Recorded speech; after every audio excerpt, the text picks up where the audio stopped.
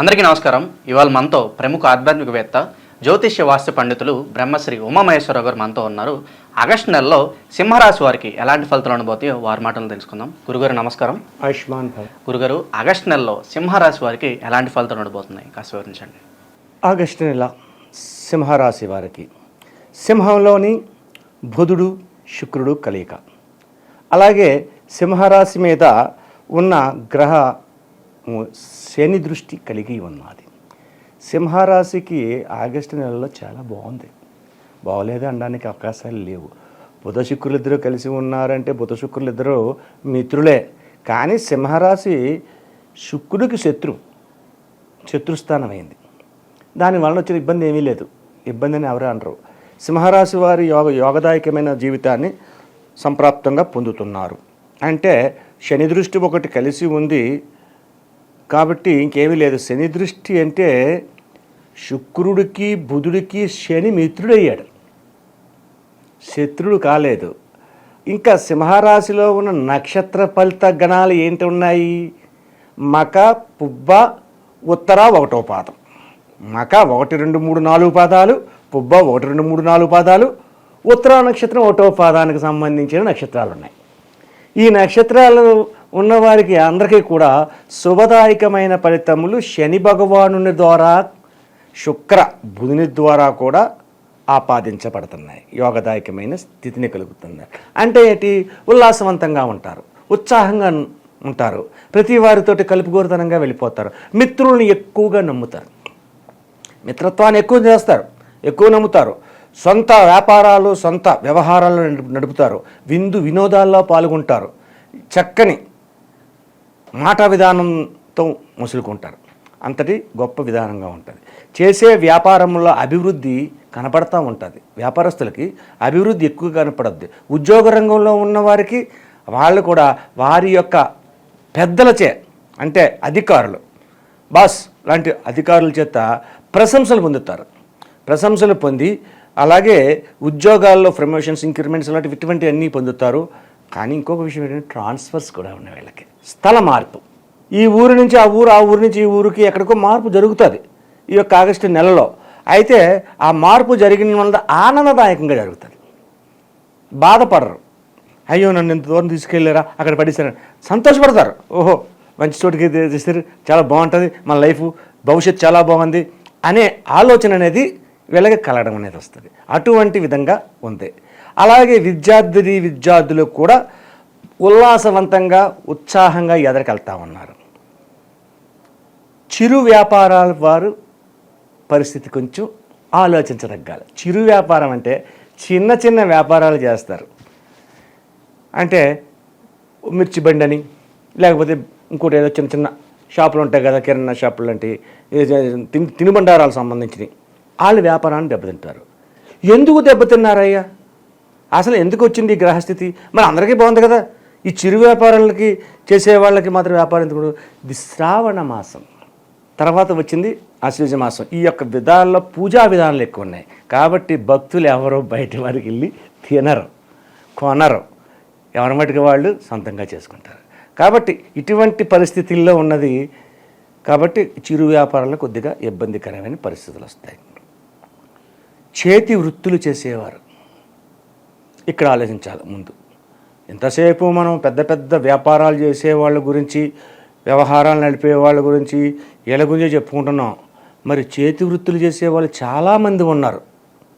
ఒకళ్ళిద్దరు కాదు.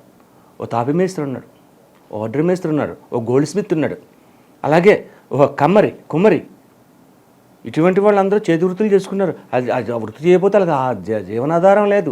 నేత పనులు చేసేవాళ్ళు ఉన్నారు, నేత నేసేవాళ్ళు ఉన్నారు. నేత వాళ్ళకి ఎంత కష్టాలు వచ్చినాయి, ఎంత బాధలు వచ్చాయని చెప్పేసి మనం రోజు పేపర్లోనూ టీవీల్లోనూ చూస్తున్నాం.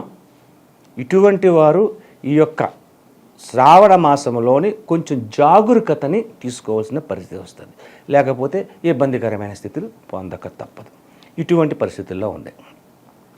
అలాగే ఆరోగ్యపరమైన పరిస్థితులు ఆలోచించాలి. ఇక్కడ ముఖ్యంగా స్త్రీల గురించి చెప్తున్నాను నేను. స్త్రీలకు గర్భ సంబంధితమైన వ్యాధులని తీసుకొచ్చి పెట్టే పరిస్థితి వస్తుంది ఇక్కడ. అంటే ఈ యొక్క సింహరాశికి ఆధిపత్యాన్ని వహించింది ఎవరు? రవి భగవానుడు. రవి మానవ దేహంలో ఎక్కడున్నాడంటే ఈ నాభిక్ స్థానంలో ఉన్నాడు. నాభి స్థానంలో ఏముంది? మణిపూర్వక చక్రం అనే చక్రం ఉంది. మణిపూర్వక చక్రానికి ఆధిపత్యాన్ని వహించింది రవి. గర్భస్థానం మణిపూర్వక చక్రంలో రవి ఉన్నాడు అంటే వచ్చే ముప్పులేంటి? ఆడవారికి గర్భస్థంగా ఉండే వ్యాధులను తీసుకొచ్చి పెడుతున్నాడు. కాబట్టి జాగరూకతను వహించండి. అలాగే అన్నదమ్ముల బిడ్డలతో వివాదాస్పదమైన పరిస్థితులు తెచ్చుకోకండి. చాలా ప్రమాదకరమైన స్థితికి వెళ్ళడానికి అవకాశం ఉంది. అంటే మొట్టమొదటిగా అన్ని అధికారాలుగా ఉన్నాయి, అంతా చాలా బాగుంది, అందరితో సఖ్యతగా ఉంది అనుకున్నగానే లాస్ట్కి వచ్చేసరికి ఆ జాగ్రత్తలు కూడా తీసుకోవాల్సిన పరిస్థితులు ఉన్నాయి. అలాగా అన్నదమ్ముల బిడ్డలు, పెద్ద తండ్రి పినతండ్రి కొడుకులు ఉంటారు, వాళ్ళతో వివాదాస్పదమైన పరిస్థితులకి వెళ్ళకండి. సాధ్యమైనంత వరకు నమ్రతగా సఖ్యతగా విషయాన్ని విశదీకరించి మంచిగా మాటలు మాట్లాడండి. లేదు అంటే కోర్టు వ్యవహారాల్లో చిక్కుకుంటారు. కోర్టు వ్యవహారాల్లో చిక్కుంటే ఏం జరుగుద్దో మీకు నేను ప్రత్యేకంగా చెప్పనక్కర్లేదు. అనేక రకాల ఇబ్బందులు, ఆస్తి తగాదాలకి తీసుకువెళ్ళే పరిస్థితి ఇక్కడ వస్తుంది ఈ యొక్క సింహరాశి వారికి. కాబట్టి అటువంటి విధానాలకి వెళ్లకుండా తనకు తానుగా పరిష్కరించుకోండి. ఏమండి తమ్ముడు అంటే అన్నయ్య అని ప్రేమగా పలకరించండి. యా అని అంటే కొంచెం తేడా వస్తుంది, నన్ను అలాగంటావా అని. కాబట్టి ఆ రకంగా తెచ్చుకోకుండా ఉంటే ప్రతి విషయంలోని సఖ్యతగా ఉంటారు. సరేనండి, ఇటువంటి వివాదాస్పదమైన పరిస్థితులు ఉన్నాయి, వ్యాపారాలు బాగానే ఉన్నాయి, వ్యవహారాలు బాగానే ఉన్నాయి, అన్నీ బాగానే ఉన్నాయి. కొంతమందికి కొద్దిగా ఇబ్బందులు, చిన్న చిన్న వ్యాపారాలకు కొంచెం ఇబ్బందులు ఉన్నాయి. ఈ ఇబ్బందులు కలగకూడదు. భార్యాభర్తల మధ్యన తగలు రాకుండా ఉండాలి. ముఖ్యంగా స్త్రీలకు అనారోగ్యమైన స్థితి రకంగా ఉండాలి అంటే ఏం చెయ్యాలి? లక్ష్మీనరసింహస్వామి, లక్ష్మీనరసింహస్వామిని దర్శించండి, అభిషేకాన్ని చేయించండి లక్ష్మీనరసింహస్వామికి. అలాగే మినుములతో చేసిన వంట ఏదోటి, మినువులతో ఏం చేస్తారంటే మినప గారెలు చేస్తారు. ముఖ్యంగా చెప్పాలంటే మినువులతో ఏం చేస్తారంటే గారెలు చేస్తామని అంటారు అందరూ.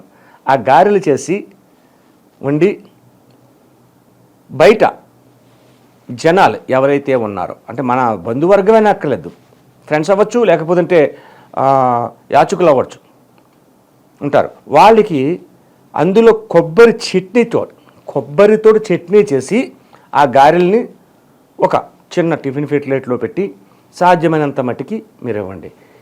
గారెలు అన్నాను కదా అని చెప్పేసి హోటల్లో వండి తెచ్చిన కొన్న గారెలు పనికిరావు.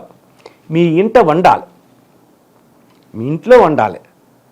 ఆ గారెల్ని ఓ 10 మందికో 15 మందికో మీకు స్తోమతను బట్టి ఉన్నది వాళ్ళకి పెట్టండి. లక్ష్మీనరసింహస్వామిని ఆరాధించి గారెలు ఎప్పుడైతే బయట జనాలకి ఇస్తారో అది ఈ యొక్క కలతలు రాకుండా పోవడం అనేది జరుగుతుంది. అలాగే స్త్రీలకు వచ్చే అనారోగ్య పరిస్థితుల గురించి ఏం చేయాలన్నది మనం ముఖ్యంగా తెలుసుకోవాలి. ఈ సింహరాశి వారికి స్త్రీలకు అనారోగ్యమైన పరిస్థితులు రాకుండా ఉన్నందువల్ల ప్రతి శుక్రవారం నాడు కూడా లక్ష్మీదేవి కానీ దుర్గాదేవి కానీ అమ్మవారి గుడికి వెళ్ళి అక్కడ అష్టోత్తర పూజ, ఆరావళి అనే కుంకుమతో అష్టోత్తర పూజ చేపించి అక్కడ ఉన్న కుంకుమను మనం తీసుకుని మళ్ళీ ఆరావళి కుంకుమ అడిగితే మళ్ళీ ఇస్తారు. ఆ కుంకుమ తీసుకుని అక్కడ ఉన్న ముత్తైదువులందరికీ కూడా బొట్టును పెట్టండి. బొట్టును పెట్టి వాళ్ళ ఆశీర్వచనం తీసుకోండి. ఆశీర్వచనం తీసుకుని ప్రతి శుక్రవారం కూడా ఈ విధంగా స్త్రీలు చేస్తే ఈ యొక్క వ్యాధులు అనేవి రాకుండా, ఉదర వ్యాధులు అనేవి రాకుండా సుఖ సంతోషాలతో ఆనందదాయకమైన జీవితాన్ని సర్వులు పొందగలరు. కాబట్టి ప్రతి సింహరాశి వారు కూడా ఈ విధమైన పరిహారాన్ని చేసినందువల్ల ఆనందంగా ఉంటారని మరొకసారి తెలియపరుస్తున్నాను. వీడియో నచ్చితే లైక్ చేయండి.